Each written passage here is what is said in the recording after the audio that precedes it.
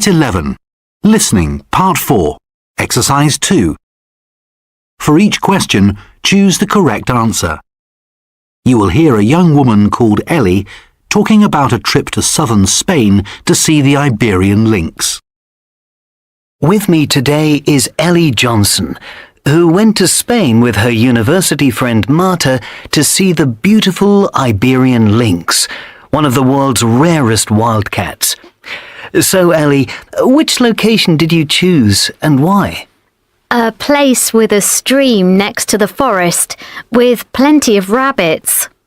The huge fall in the number of rabbits is the main reason why the lynx is so rare, because an adult lynx needs to eat 3 rabbits a day. Marta knew the area, but I didn't until I saw on TV photos of a lynx taken there a few days before. How easy was it to get there? Well, it was summer and temperatures were really high during the daytime, so it made sense to set off really early, at 5 a.m. in fact, when it was still cool. The moon was bright and we were pleased about that because it's easy to go in the wrong direction in the dark. The track was really challenging in places. It went up and down a lot. We didn't actually find it too exhausting, but it did mean we got to the stream later than we'd expected. Once we were there, we looked for somewhere to hide. Where did you hide?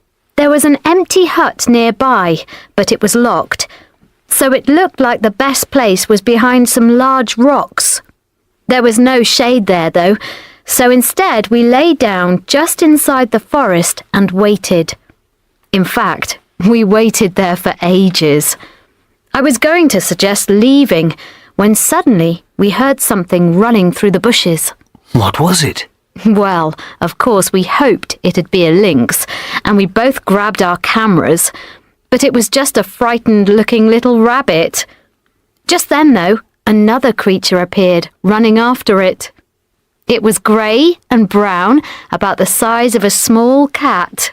It was a young lynx. I can imagine your excitement. What did it do? Well, by then the rabbit was far away and the lynx's chance of catching it had gone, so it stopped and looked around, though it didn't notice us. We were so busy taking photos of that cute little animal that we didn't see a much larger one approaching. It was an adult female and clearly the little one was hers. That was why it had stopped. How long did you stay there? The sun had almost set, but we stayed another hour, taking photos of them until we couldn't see anything. Marta wanted to stay overnight to see them again at sunrise, but we didn't have a tent, so we set off, reaching the hostel just before midnight.